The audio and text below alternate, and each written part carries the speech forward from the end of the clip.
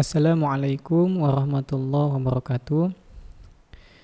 Di video pembelajaran kali ini kita akan membahas materi terakhir di mata kuliah metodologi penelitian sistem informasi yang akan membahas terkait dengan topik kesimpulan penelitian.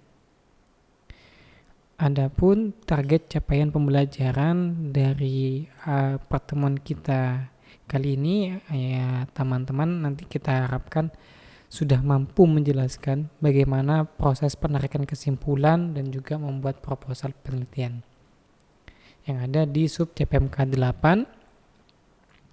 Dan materi pembelajaran yang akan kita bahas terkait dengan kesimpulan penelitian, bagaimana kita mengenal definisi dan juga karakteristik kesimpulan, fungsi daripada kesimpulan, ya, perbedaan kesimpulan dan diskusi, hingga bagaimana proses penarikan kesimpulan, ya. Yang pertama, perlu kita ketahui terlebih dahulu bahwa filosofi ataupun analogi daripada kesimpulan adalah suatu bagian akhir, ya, dari suatu puzzle, ya, kita bisa analogikan seperti itu. Adalah bagian terakhir dari suatu puzzle yang akan melengkapi, ya, dimana ketika bagian puzzle ini kita letakkan pada bagian yang kosong pada puzzle tersebut, maka selesailah daripada bingkai puzzle tersebut, ya. Begitu juga dari sebuah penelitian. Ketika ada satu bagian akhir penelitian yang belum diselesaikan, maka penelitian tersebut bisa dikatakan belum selesai. Dan bagian tersebut adalah bagian kesimpulan. Yang mana sebuah kesimpulan penelitian pada dasarnya adalah suatu sintesis, ya, atau sebuah sintesis. Maksud daripada sintesis di sini adalah gabungan, ya, dari beberapa temuan-temuan, ya, yang dihasilkan dari penelitian yang sudah dilakukan, dan semua itu digabungkan, ya. Dalam arti temuan-temuan tersebut adalah hasil yang didapatkan sesuai dengan rumusan masalah yang kita sudah tuangkan, ya. Jadi sintesisnya adalah semua gabungan temuan dari penelitian yang menjawab daripada pertanyaan penelitian, ya. Sekali lagi bahwa kesimpulan penelitian adalah merupakan suatu sintesis, yang mana sintesis di sini adalah suatu pernyataan yang memang sudah didapatkan, ya, atau pernyataan yang dibuat berdasarkan temuan-temuan yang kemudian digabung, ya, untuk menjawab secara langsung pertanyaan penelitian yang kita buat, ya, dalam suatu penelitian.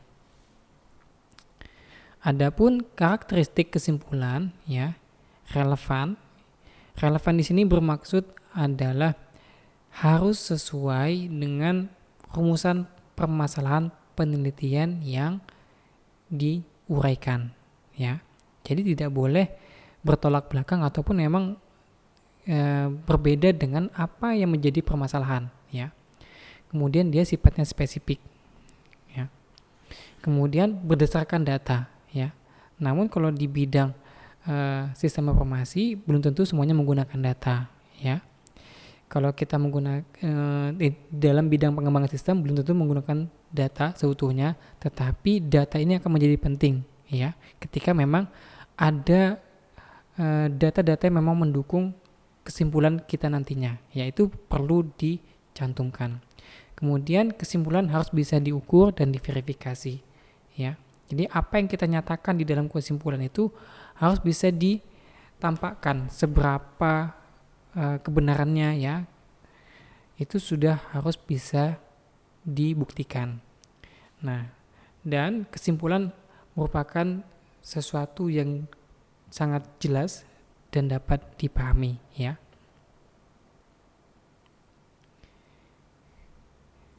Kemudian kita masuk ke bagian fungsi kesimpulan. Fungsi kesimpulan, ya, terdapat 3.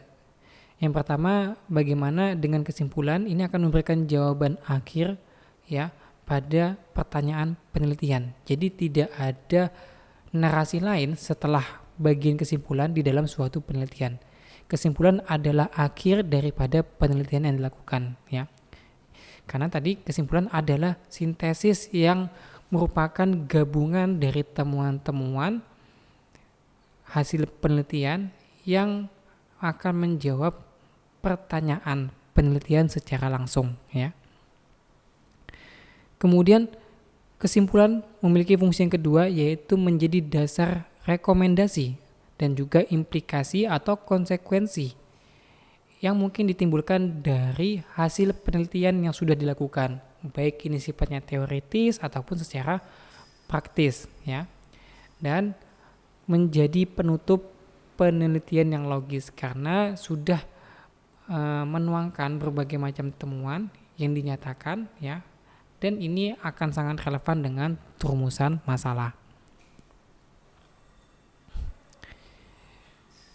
Jadi apa sebenarnya kesimpulan dan apa itu diskusi, ya. Jadi ini adalah dua hal yang berbeda, ya. Kalau diskusi ini adalah wadah di mana kita selaku peneliti mencoba menjelaskan lebih dalam, mencoba menginterpretasikan, ya, temuan apa saja yang kita temukan selama penelitian, kemudian menghubungkan semua itu, ya, dengan teori-teori yang kita gunakan. Jadi kita berdiskusi menjelaskan panjang lebar apa yang kita temukan, pola apa saja yang kita dapatkan, ya, hasilnya seperti apa. Itu yang kita jabarkan di dalam bagian diskusi, ya. Atau kalau di bagian skripsi itu adalah di bagian pembahasan. Nah, ya, hasil dan pembahasan. Sedangkan kesimpulan ini adalah titik akhir, ya. Titik akhir yang memang kita menjawab rumusan masalah, ya, dengan suatu pernyataan yang merupakan gabungan dari temuan-temuan yang sudah kita dapatkan tadi, ya. Itu kenapa tidak ada penjelasan lain setelah bagian kesimpulan, ya. Nah, selanjutnya proses penarikan kesimpulan.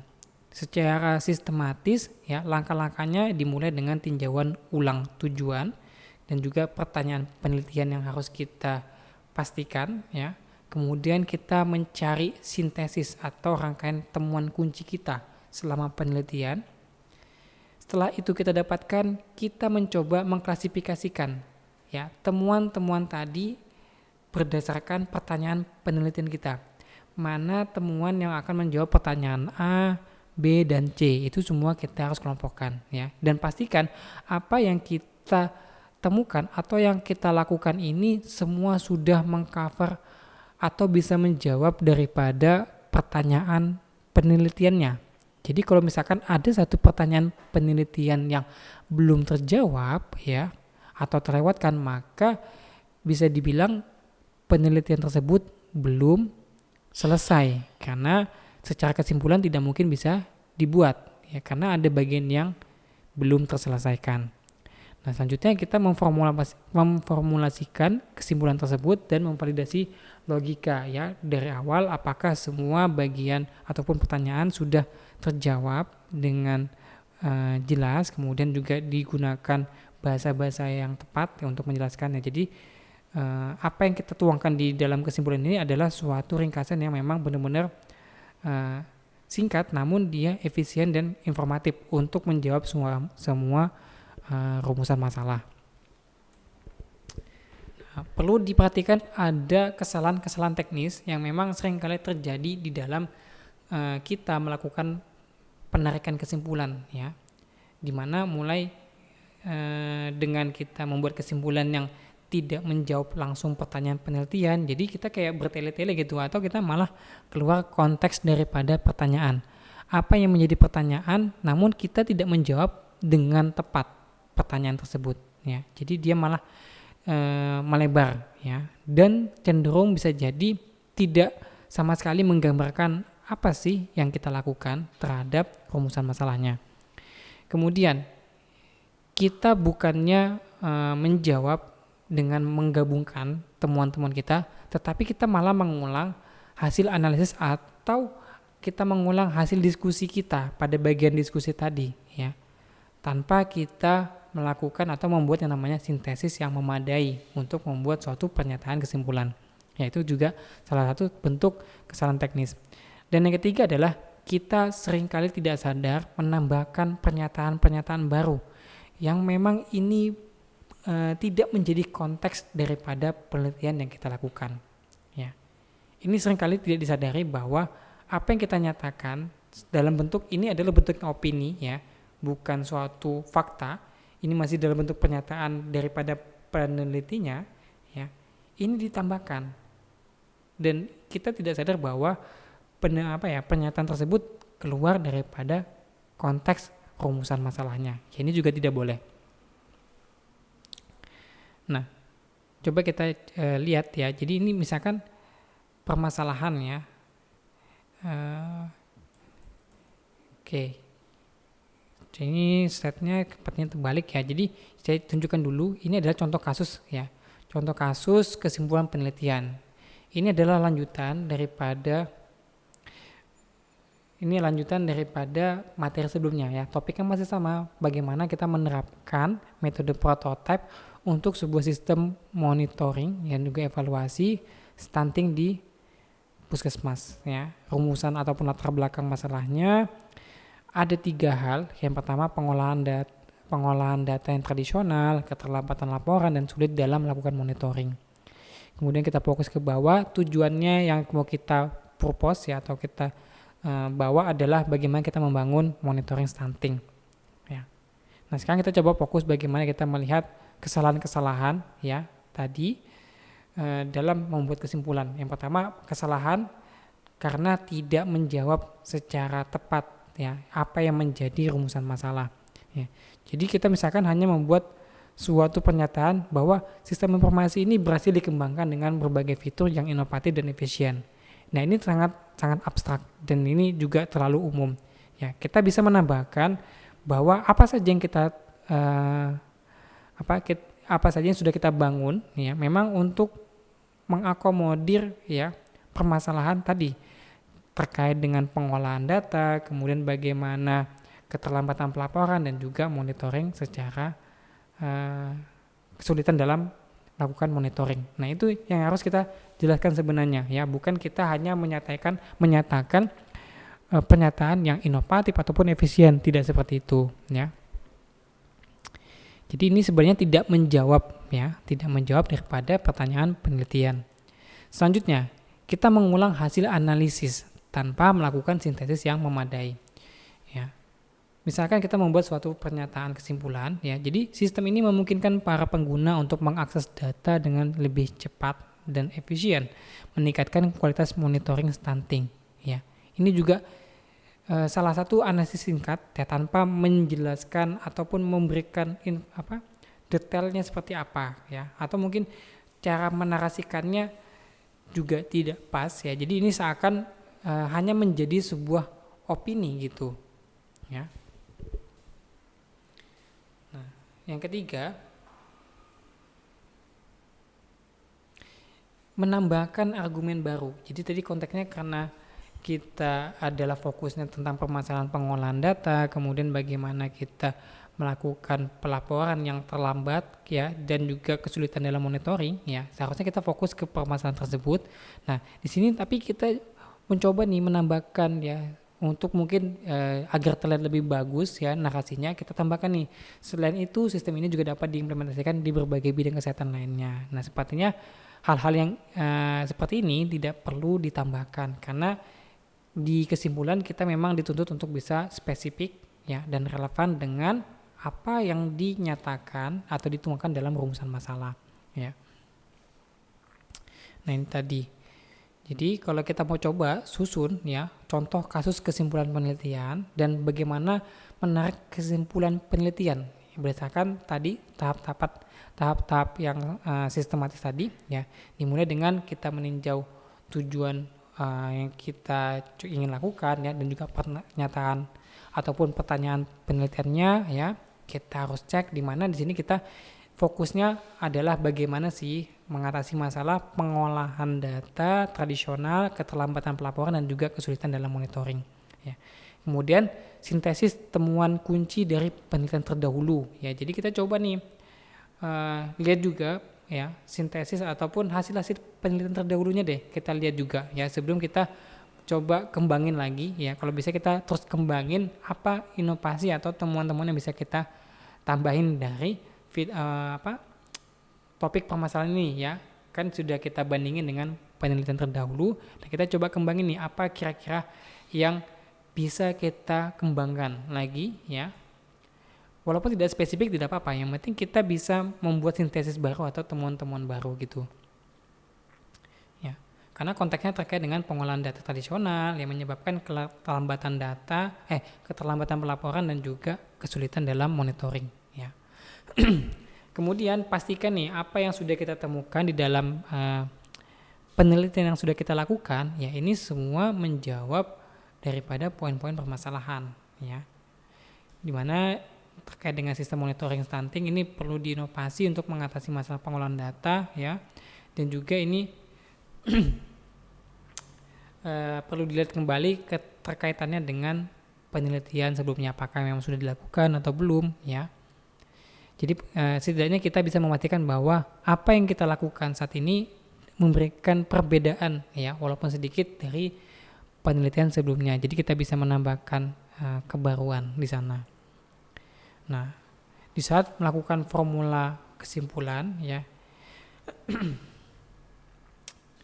kita bisa membuat di sini saya coba membuat dua ya kesimpulan bahwa pembangunan sistem monitoring stunting harus mengatasi masalah yang mana kita memang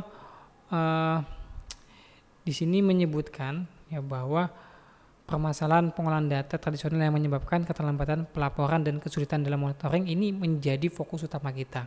Ya, kemudian kita juga bisa fokus ke bagian inovasi dan pembaruan yang ini didasarkan daripada sistem-sistem yang sudah kita lihat nih temuan-temuan di bagian sebelumnya. Nah, kemudian kita coba kembangkan, yang mana harapannya solusi yang kita berikan ini adalah solusi yang memang benar-benar efektif dan bisa membantu dalam memantau ataupun mengatasi masalah stunting ya. Nah, kesimpulan ini juga pastinya nanti kita harus cross check ulang ya. Jadi ada proses validasi logis di mana kita memang harus mengecek betul-betul ya antara diagram alur ataupun rumusan masalah yang kita sudah tuangkan pertama kali, kemudian alur kerja kita ya secara tahapan per tahapan itu semuanya sesuai ya.